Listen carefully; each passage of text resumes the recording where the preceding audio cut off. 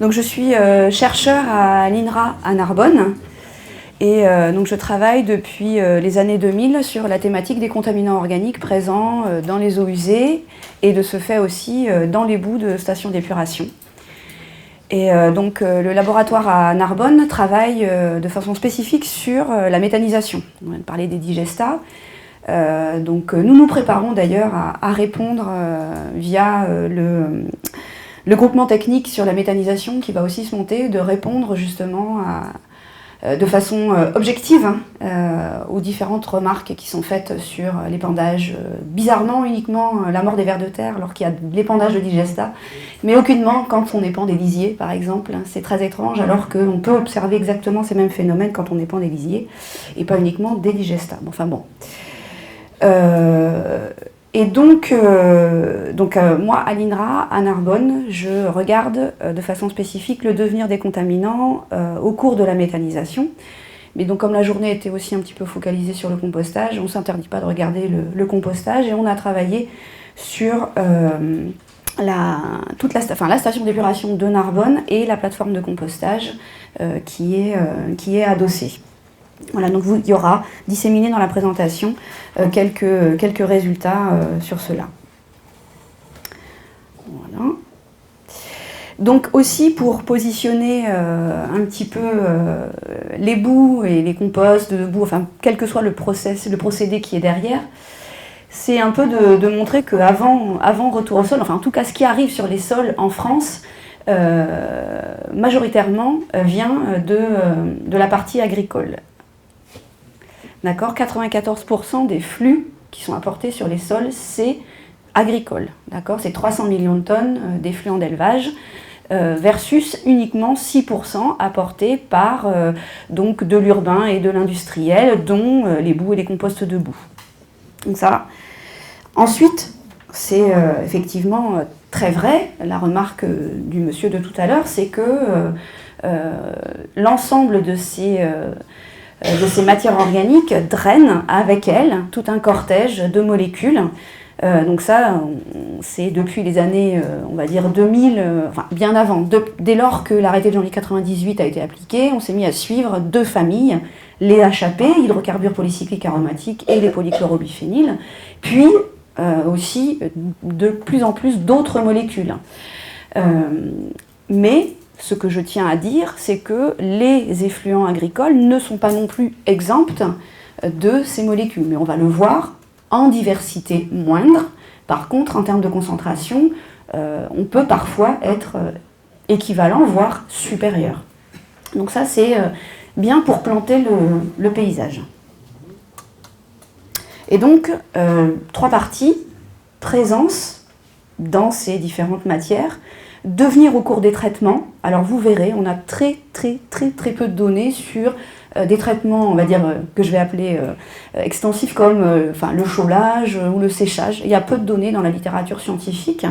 Moi, je me suis surtout attelée à regarder ce qui se passait au cours de la méthanisation et du compostage, et puis aussi sur les aspects devenir ensuite après épandage. Alors, en fait, on a travaillé sur la demande du ministère en 2013-2014. Donc, il y a eu ce qu'on appelle une expertise collective, dont je vous ai amené ici le livre qui est sorti de cette expertise collective sur les matières fertilisantes, donc le recyclage des déchets de ces matières fertilisantes donc, en agriculture. Et donc, dans cette expertise, j'ai été chargée de regarder justement les contaminants organiques. Donc on a utilisé la littérature scientifique, les rapports, et on a essayé de balayer au plus large donc, des molécules. Et vous voyez, c'est 650 molécules, 20 000 concentrations. Et donc pour tout type de proue, pas que boue, mais vous allez voir en fait que les boues, c'est là où on a le plus de données. Et les sorties, c'était donc sous forme de boîte à moustaches. Donc ça vous montre en fait les concentrations et de diverses molécules. Alors c'est pas intéressant de regarder précisément le nom des molécules, mais c'est juste de voir que déjà dès qu'on dose, on trouve. Ça, c'est un fait. Et on va trouver de tout. Les boues, comme les eaux usées, reflètent notre activité et notre consommation. Donc on va avoir, alors ce sont des concentrations données en échelle logarithmique parce que ça peut aller effectivement du nanogramme par kilo de matière sèche au gramme par kilo de matière sèche. Voilà. Donc dans le haut du panier, on va retrouver essentiellement des détergents, des plastifiants.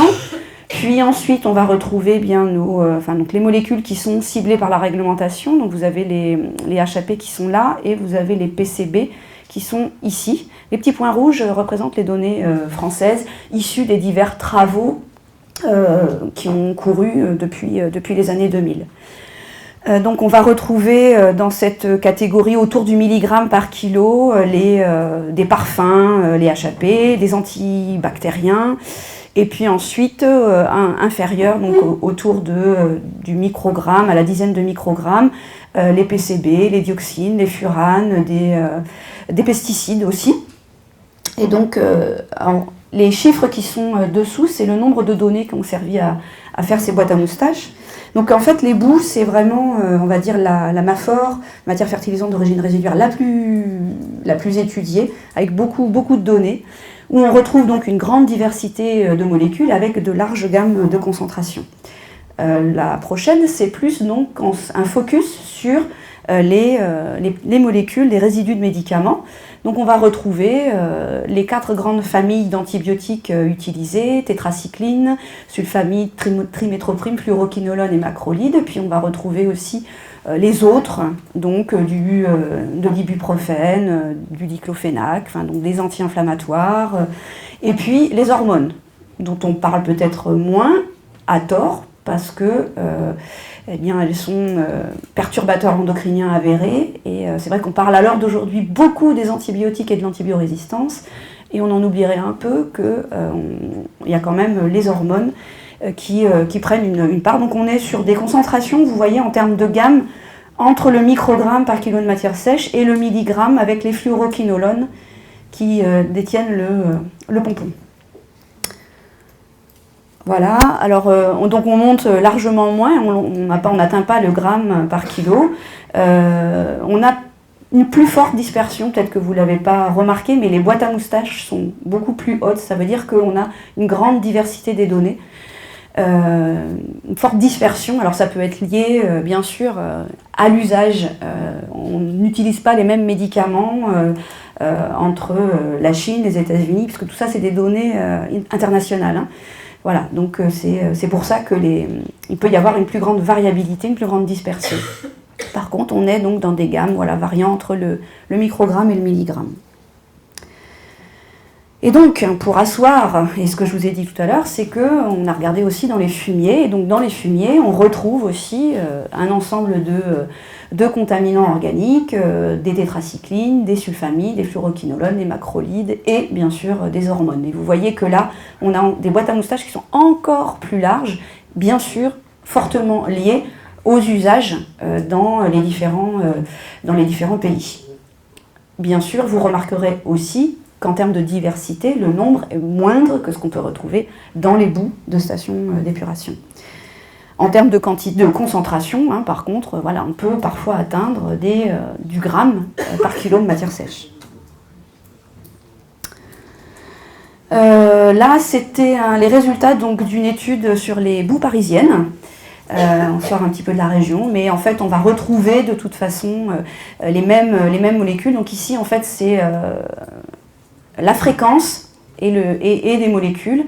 Donc on va retrouver un peu les mêmes informations que je vous ai déjà citées, avec des molécules comme les HAP qu'on va retrouver de façon systématique, hein, dès qu'on les cherche, on les trouve, puis des molécules comme l'ivermectine qu'on va analyser beaucoup moins fréquemment. Voilà. Là, c'était pour illustrer par rapport à la réglementation, l'arrêté de janvier 1998 qui fixe donc des limites pour les 7 PCB et 3 hydrocarbures polycycliques aromatiques. Donc les limites, elles sont ici, c'est les barres qui sont là ou là. Et donc là, vous avez la répartition, les données avec les croix, ce sont des max. Alors de temps en temps, certaines boues sont non conformes du fait de ce dépassement, mais c'est très rare. Voilà. Alors je parle, hein, vous avez bien compris que je parle uniquement des organiques, hein, je ne parle pas des métaux et tout ça. Voilà. Et ici, donc ça, ce sont des données issues du projet Armistique mené par l'IRSTEA de Lyon. Et ici, ce sont les données des steppes parisiennes. Voilà. Donc on est, majoritairement du temps, on est conforme. Mais si un jour, il s'avère, donc vous savez qu'il y a eu, donc ça a été présenté, c'était la directive de 86, il y a eu des textes dans les années 2000 qui sont sortis avec la proposition de nouvelles limites. Et certains pays de l'Europe, comme le Danemark, ont imposé des limites, par exemple pour un détergent qui s'appelle le nonylphénol, qui est un perturbateur endocrinien avéré. Et vous voyez que donc la directive, la future directive qui n'est jamais passée, de 2000, qui se voulait modifier celle de 86, fixait une limite à 50, et au Danemark, ils ont fixé 10 mg par kilo de matière sèche. Et là, vous voyez que si de telles limites arrivaient, direct, là, il y aurait interdiction, dépendage, on partirait en incinération. Voilà, donc potentiellement, ce que ça pourrait faire si jamais. Donc on va passer à la partie devenir au cours des procédés. Alors je vais passer sur celle-ci. Voilà, alors donc nous on a travaillé sur justement, dès qu'on a commencé à travailler sur ces molécules-là, à se dire qu'est-ce que la méthanisation peut faire. Alors vous allez voir des résultats soit obtenus à l'échelle laboratoire, soit même sur des filières industrielles qu'on a pu étudier. Et donc essayer de montrer que les procédés de traitement ne sont pas neutres sur le devenir de ces molécules et comment ils peuvent agir. Et entre autres, là, c'est donc une étude sur les HAP, puisqu'ils étaient dans la réglementation, voir est-ce qu'ils sont dissipés ou pas au cours de la méthanisation. Et oui. Donc là, en fait, c'est les résultats donc, pour les molécules qu'on analyse au labo de l'abattement au cours de la méthanisation. Et oui, on est capable, la méthanisation, pas nous, les bactéries qui sont dedans, sont capables d'éliminer ces molécules-là, et d'autant plus qu'on dégrade la matière organique, puisque ces molécules sont généralement intimement liées à la matière organique. Ça, c'est les résultats d'une étude espagnole. Donc ça se lit dans l'autre sens. Vous avez l'élimination qui est là pour diverses molécules comme des parfums, des antiépileptiques, des antibiotiques ou des hormones. Donc avec des efficacités plus ou moins variables selon les molécules et parfois des résultats contradictoires, particulièrement pour les hormones. Nous, on avait montré que les hormones n'étaient pas du tout éliminées au cours de la méthanisation. Ça, c'est parfois très difficile. Faut savoir que quand on travaille sur ces systèmes-là, on cherche des traces dans des matières organiques très très complexes. Voilà, donc ça c'est pareil, c'est une étude aussi espagnole, donc c'est plutôt le petit graphe qui est ici. Vous avez des molécules et en fait, par exemple la roxythromycine, elle semble être effectivement assez bien éliminée. Donc c'est les manips qui sont là, donc vous avez la roxythromycine, elle est ici, mais en fait, si vous regardez ici, elle est très bien éliminée, ça c'est entrée digesteur et sortie, mais dans ce digesteur-là, il n'y a pas d'élimination. Donc en fait, on est là sur des molécules qui soit sont très bien éliminées, soit pas du tout. Et ça, c'est le gros souci, et qu'on a observé sur pas mal de digesteurs à l'échelle industrielle. Quand on veut faire des bilans, c'est pas facile. Et c'est vrai qu'à l'échelle labo, on arrive à montrer plus de choses qu'à l'échelle industrielle. Alors là, c'est lié au prélèvement. On a beau tenir compte du temps de séjour dans les réacteurs, etc. C'est très difficile. Pourquoi ? Parce que on analyse des traces. Faut bien dire, on est au microgramme par kilo de matière sèche. C'est vraiment chercher une aiguille dans une botte de foin. Donc c'est très très difficile. Donc étudier ces molécules-là, c'est parfois, comme je le dis ici, vraiment un casse-tête. Mais donc là, c'est un peu un bilan de ce qu'on a observé sur la méthanisation depuis une dizaine d'années. Donc les molécules, en fait, ici, c'est les rendements, donc soit on est inférieur à 30%, entre 30 et 70% d'élimination, ou au-delà de 70%. Les molécules qui sont soulignées sont celles qui ne se retrouvent que dans une seule catégorie. Ça veut dire que toutes les autres qui ne sont pas soulignées, parfois on est à 70%, et puis parfois on est à 30%. Donc ça, c'est lié à des biais de prélèvement et d'analyse et de difficultés analytiques. Mais donc c'est quand même rassurant, c'est qu'il y a quand même un certain nombre de molécules qui sont dans la catégorie des 70%, c'est valable pour les boues et aussi pour les effluents d'élevage, qu'on a aussi étudiés, on voit quand même que donc, la méthanisation est capable d'éliminer ces molécules-là. Et parfois, pour d'autres, comme le diuron, la clozapine, etc., là, par contre, on a des rendements qui sont inférieurs à 30%. La méthanisation n'est pas faite pour ces molécules-là. Voilà. Si on passe au compostage, donc là aussi, bonne nouvelle, le compostage, donc par les conditions aérobie, on est tout à fait capable aussi d'éliminer les molécules. Donc ici, vous avez des résultats pour les détergents, les nieralkylbenzène sulfonate, et bon, juste vous regardez la courbe, donc c'est au cours du compostage éliminé. Ici, les courbes sont dans l'autre sens parce qu'on a utilisé des molécules marquées au carbone 14 en laboratoire, je précise, pour étudier la minéralisation ou pas des molécules. Donc là, en fait, la molécule, on voit qu'elle est éliminée, et dans celle-ci, on voit qu'on produit 50% de dioxyde de carbone. Donc c'est vraiment une minéralisation de ces molécules-là, puis sûrement la production de métabolites. Le fameux nonylphénol dont je vous ai parlé, perturbateur endocrinien, détergent, lui est minéralisé aussi pour partie. Le glyphosate aussi. Par contre, les HAP sont, ici avec son représentant le fluorantène, très difficilement minéralisés. Voilà, après il y a d'autres études, donc effectivement les HAP, au cours du compostage, souvent on a un bilan, voilà, on en a autant en entrée qu'en sortie. Pour les détergents, on peut avoir des résultats plus ou moins contradictoires. Les phtalates, qui sont donc des plastifiants, sont généralement assez bien éliminés par voie aérobique, comme les détergents. Et donc je vais surtout me focaliser sur ce schéma-là. Ici, vous avez les pourcentages d'élimination pour différents types de compost. Donc c'était un mélange de boue avec des rachis de palmier, parce qu'on travaillait avec une équipe marocaine dont le co-substrat c'était plutôt du palmier plus que des déchets verts. Et ici en fait on a les performances pour 4 résidus de médicaments: ciprofloxacine, chlortétracycline, doxycycline et roxythromycine. Et donc ici on est dans les conditions non dopées, c'est-à-dire qu'on n'a pas rajouté les molécules, et vous voyez qu'en fait on arrive à détecter que de la ciprofloxacine, et donc avec une élimination à hauteur de 40%. Ici donc du coup, parfois en labo, on travaille en conditions dopées, c'est-à-dire qu'on rajoute la molécule, tout ça pour pouvoir observer des choses plus facilement et être moins limité sur ces aspects concentration. Et donc là, on voit que le compostage arrive à très très bien éliminer les diverses molécules que vous voyez ici. Voilà.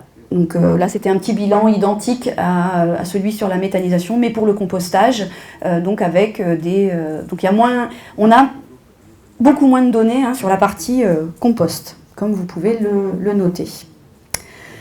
Donc je vais passer sur ça. Voilà. Bon, in fine, quand même, les composts ou les digestats présentent effectivement des concentrations. On a beau avoir de l'élimination, on n'a parfois pas 100% d'élimination, comme vous avez pu le voir. Donc, les composts de boue, là c'est les composts de boue, présentent toujours des concentrations résiduelles dans ces molécules. Là c'est pour les pharma. Les digestats aussi présentent aussi des teneurs résiduelles. Donc la question après c'est qu'est-ce qui se passe en termes de persistance, donc de comparaison en fait entre ce qu'on va apporter sur les sols et ce qu'il y a déjà dans les sols initialement. Des questions sur est-ce que c'est transformé ou pas, et donc du coup est-ce qu'on a des métabolites, et transfert vers les eaux, donc eau de surface ou eau profonde, ou transfert vers les plantes. Alors on n'a pas des réponses à toutes ces questions, mais on commence à avoir quand même de l'information. Donc ce qu'on a fait, c'est qu'à partir des concentrations qu'on avait dans les différents produits résiduaires organiques, donc là je vous ai pris des HAP dans des boues, c'est les données issues des boîtes à moustaches, donc des valeurs moyennes, donc pour HAP, les nonylphénols, et puis une hormone. Voilà. Et donc dans les hormones, on a les boues, mais on a aussi des fumiers et des lisiers. Et vous voyez avec des teneurs plus ou moins variables. Ensuite, on a appliqué un facteur de dose d'application, donc le 3 tonnes de matière sèche par hectare pour les boues, et puis pour les lisiers, enfin les fumiers et les lisiers, on a utilisé en fait le 170 kg d'azote par hectare et par an comme référence. On est revenu à la matière sèche, puisque souvent les données contaminantes sont par rapport à la matière sèche et non pas par rapport à l'azote. Et puis on a calculé donc des flux. Donc ces flux sont donnés en milligrammes par hectare et par an, et on les a comparés en fait à des stocks, c'est-à-dire à des milligrammes par hectare de contaminants. Donc ici, vous avez, donc faut regarder cette valeur et celle-ci, celle-là et celle-là. Et puis pour les hormones, pareil, toute cette diversité d'hormones apportées par des diverses matières fertilisantes, et puis les stocks qu'on peut avoir dans les sols. Donc, on a des scénarios différents. Pour les HAP, par exemple, on s'aperçoit que les flux apportés par les boues restent bien inférieurs aux stocks. C'est la conclusion qui est ici, que les gens là-bas, au fond, on va avoir du mal à voir. Flux très inférieurs aux stocks. Voilà, donc parce que les hydrocarbures polycycliques aromatiques sont des contaminants ubiquistes, ils sont partout dans l'environnement, il y en a partout. Il y en a partout, et puis on va dire que les boues, c'est pas le seul apport, vous avez, et particulièrement les dépôts atmosphériques, c'est environ du 1000 mg par hectare et par an qui sont apportés, etc., et qui peuvent expliquer que les stocks soient très très importants. J'ai utilisé pour ça les données issues du suivi par l'INRA d'Orléans sur les suivis 16 par 16, les parcelles, ils ont quantifié les contaminants HAP, PCB, pesticides et métaux à toute la surface de la France. Voilà. Après, j'ai utilisé d'autres données de la littérature parce qu'ils n'ont malheureusement pas quantifié les nonylphénols et les hormones, mais donc j'ai pris. Alors c'est là où ça peut être très surprenant, c'est que par exemple ici pour les nonylphénols, on a des stocks qui sont hyper variables. Voilà, ça dépend a priori. Et alors ça, c'est très difficile à trouver des informations si le sol a déjà été ou épandu. Enfin, l'histoire du sol, souvent, on ne l'a pas. Voilà. Donc, mais on voit quand même que là, nos flux restent bien supérieurs au stock. Et donc là, on va potentiellement tirer une sonnette d'alarme en disant, mais du coup, ça veut dire qu'à un moment donné, si je pars de mon sol, il est là, ma concentration va augmenter avec le temps. Donc je peux vous répondre tout de suite, pour le nonylphénol, ce n'est pas le cas, parce que c'est une molécule qui se dégrade très rapidement dans le sol. Elle a des temps de demi-vie qui sont de l'ordre de 30 jours, un mois, un mois et demi, etc. Ça a été calculé dans des sols qui ont reçu aussi des amendements, etc. Voilà. Donc on peut tirer la sonnette d'alarme, mais on peut relativiser aussi au comportement de la molécule dans le sol, connaissance qui est connue. Pour les hormones, eh bien là, en fait, en termes de flux, soit parfois les flux sont supérieurs au stock, soit ils sont inférieurs au stock. Voilà, alors ça, c'est vraiment fonction de l'historique. Et les hormones sont des molécules, particulièrement cette hormone-là, l'estradiol, qui se dégrade assez bien aussi dans les sols avec des demi-vies à peu près équivalentes au nonylphénol. Donc on s'est amusé. On a fait un certain nombre d'études, donc soit dans des microcosmes, dans des lysimètres, dans des microcosmes de laboratoire avec molécules marquées ou pas marquées, et puis les études de plein champ. Donc je tiens à souligner que beaucoup des résultats que vous allez voir en suivante sont issus du site expérimental long terme qui s'appelle SOER-Pro, qui est donc à l'INRA. Donc les principales parcelles sont en région parisienne, mais il y en a à Rennes, il y en a du côté de Nancy, de Colmar, à La Réunion aussi, et bon, je ne sais plus. Et donc, pourquoi ? Eh bien, c'était pour faire vraiment des études à l'échelle 1, pour pouvoir étudier tous ces processus de transfert ou pas. Alors, résultat. Ici, en fait, donc sur ces parcelles, ça fait 20 ans qu'il y a de l'épandage. Et donc ici, vous avez alors je me suis focalisée sur les résidus de médicaments, parce que j'étais sûre qu'on aurait des questions sur ces résidus de médicaments. Sol plus boue compostée, donc c'est une boue plus déchets verts, toujours, boue déchets verts compostés. Et ici, donc, vous avez les concentrations dans les sols, avec donc les épandages, donc 9e et 10e épandage, séparés de 2 ans, et vous avez les concentrations dans les sols. Donc déjà, on a des concentrations, donc bien sûr, on en retrouve. Ça va dans tous les sens. Non, déjà, première information, il n'y a pas de détection dans les sols qui ne sont pas amendés. Ensuite, les composés qui sont retrouvés dans les sols sont aussi présents dans les produits apportés, mais effectivement, c'est assez difficile de faire le lien entre les flux et vraiment ce qu'on retrouve dans les sols et leur dynamique. Pourquoi? Parce que les micro-organismes du sol vont agir et faire leur travail, dégrader, stocker, minéraliser, etc., etc. Mais justement, en utilisant toutes ces données, on a en fait déjà un premier constat, c'est que dans la littérature, il y a beaucoup de choses qui ont été faites sur les boues, l'épandage et l'apport des résidus de médicaments via les boues, les composts de boue ou les digestats. Et ces approches, elles sont basées sur ce qu'on appelle la Predicted Environmental Concentration, c'est-à-dire qu'on utilise la concentration, en fait c'est ce qui était avant, on utilise la concentration dans les boues, la dose apportée, on calcule un flux, et on calcule une valeur prédite dans le sol. Elle est prédite. Mais nous, ce qu'on a fait là, c'est qu'on l'a mesurée. D'accord? Et en fait, on s'aperçoit dans tout ce qu'on a fait, c'est que cette valeur prédite est bien supérieure à la valeur mesurée. D'accord? Or, dans les évaluations de risque, on fait toujours un ratio donc valeur prédite sur valeur qui n'a pas d'effet. C'est comme ça que sont faites ces évaluations de risque. Donc souvent, ils sont surévalués. Donc nous, le conseil, c'est mesurons. D'accord? Ou alors faisons des tables pour passer de l'un à l'autre. Et c'est ce qu'on a fait. On a utilisé en fait ces données pour les données qui sont mesurées pour évaluer en fait par un espèce de modèle mathématique, etc. On a calculé en fait les demi-vies estimées dans les sols pour les molécules qu'on a retrouvées. Et on a effectivement des demi-vies qui sont ici en jours, qui sont très très longues. Donc la fluoroquinolone, c'est certain, c'est une molécule qui est persistante, c'est pour ça qu'on la retrouve dans les boues. Elle ne se dégrade pas dans la station, elle se stocke à la matière organique du sol, et elles vont donc, la matière organique des boues et donc ensuite vont se retrouver dans le sol, et elles vont effectivement y rester. La carbamazépine, alors normalement c'est une molécule qu'on ne devrait pas retrouver dans les boues parce que c'est pas une molécule qui est très hydrophobe, mais c'est par ses liaisons, liées à sa formule, on va dire chimique et à ses liaisons ioniques qu'elle va se retrouver accrochée à la matière organique. Elle aussi, elle présente des demi-vies assez importantes.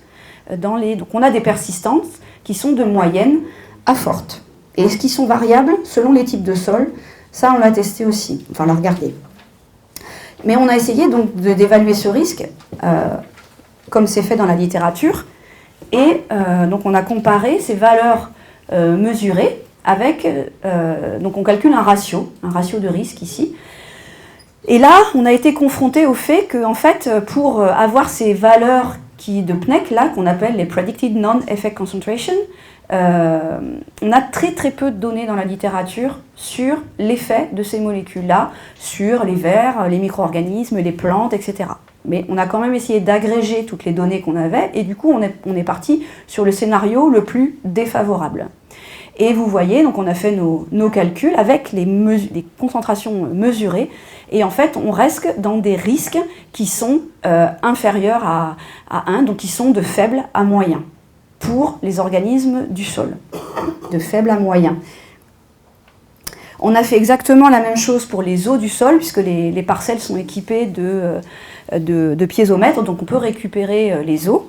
Alors déjà, donc on a fait, vous voyez, ça c'est le nombre de mesures qui ont été faites, fréquence de détection de l'ordre de 7% et de quantification 0,5%. On va quantifier, oui, on retrouve la carbamazépine et l'ibuprofène, mais à des concentrations qui sont éminemment faibles, d'accord, très faible fréquence. On n'est pas les seuls, il y a une équipe au Canada, EdTop, où ils ont fait exactement les mêmes expérimentations, où ils retrouvent aussi d'ailleurs des molécules, particulièrement la carbamazépine, qui est une molécule très réfractaire, qui ne se dégrade pas et qui est plutôt mobile.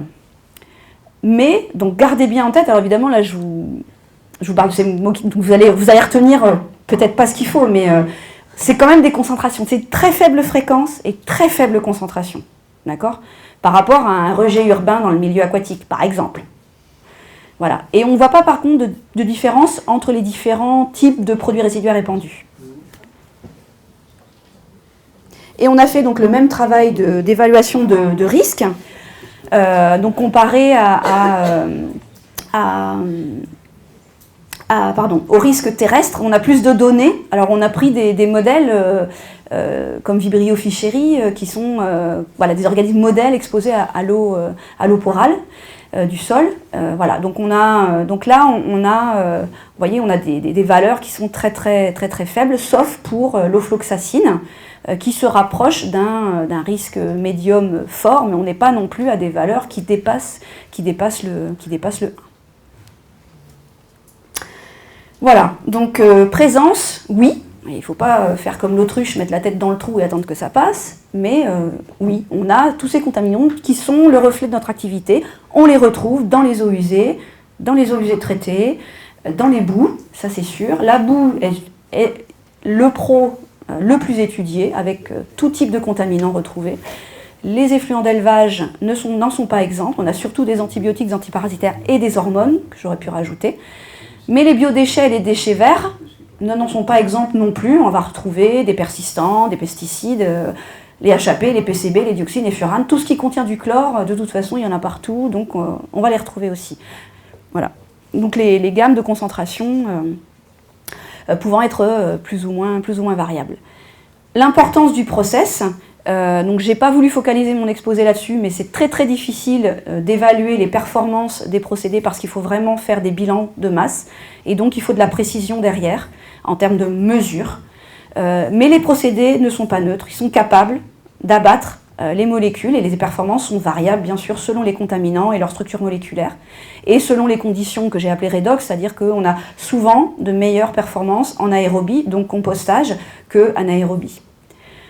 Par contre, je vous ai bien parlé d'élimination, ça disparaît, je ne sais pas en quoi. Donc là, il y a beaucoup de travail encore à faire sur quels sont les processus derrière. Est-ce que c'est de la transformation biotique, abiotique? Est-ce qu'on forme des résidus liés qu'on n'arrive plus à extraire chimiquement, par exemple? Donc nous, on travaille beaucoup sur ces aspects-là à Narbonne.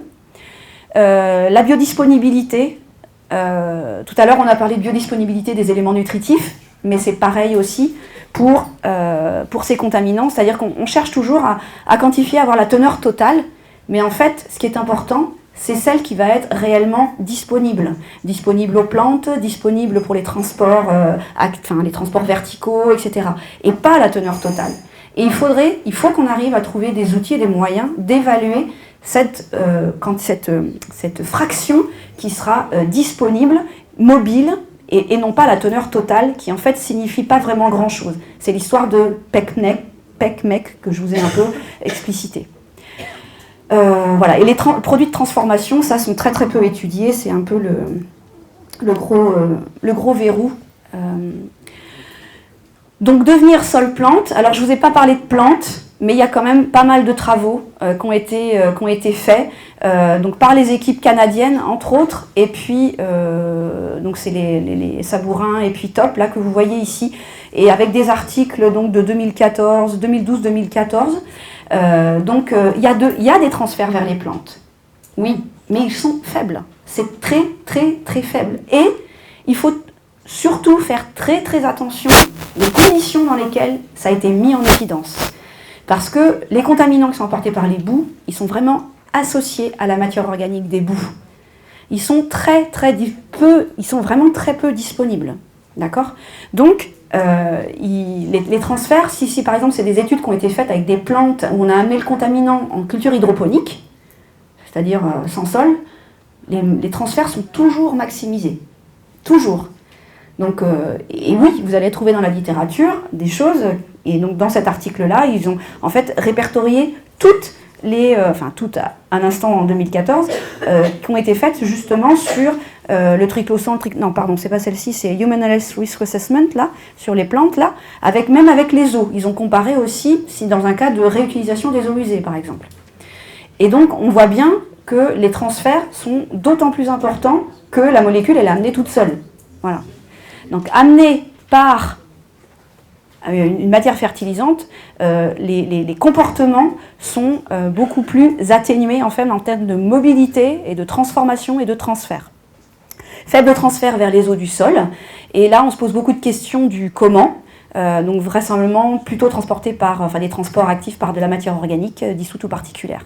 Et je reviens, c'est qu'on a vraiment beaucoup, enfin un besoin d'acquérir des données en termes d'écotox terrestre. Alors pourquoi pas de recueillir tout ce qui est fait en termes d'épandage, par exemple, dans une région comme la nôtre. Je ne sais pas s'il y a des choses qui sont faites en termes de diversité, de collecte d'informations sur la partie terrestre, hein, j'entends, hein, pas la partie aquatique. Ça, ce serait super intéressant. Voilà, tout ce qui a été fait donc, sur le SOER Pro montre on n'observe pas d'effet. On n'observe pas d'effet, et en fait, c'est toujours très difficile de dissocier l'effet positif d'apport de carbone, d'azote, de phosphore sur la parcelle de sol d'un effet potentiel toxique. Et les rares choses qui ont été montrées où il y avait des effets, c'est qu'on a mis du 100 tonnes hectare ou bien qu'on a amené les produits directement sur les parcelles. Voilà. Donc il faut faire très attention. Et donc je vous ai amené donc il y a le livre sur le compostage, parce que je pensais que la journée était très orientée compost, mais il y a un petit livre, Quae, là, sur justement tous les résultats de cette expertise collective qui a duré 2 ans, et sur laquelle il y a tous les aspects, c'est effets agronomiques et environnementaux de l'épandage des matières fertilisantes, pas que les boues, puisque vous voyez qu'il y a 300 millions de tonnes aussi d'effluents qui sont apportés.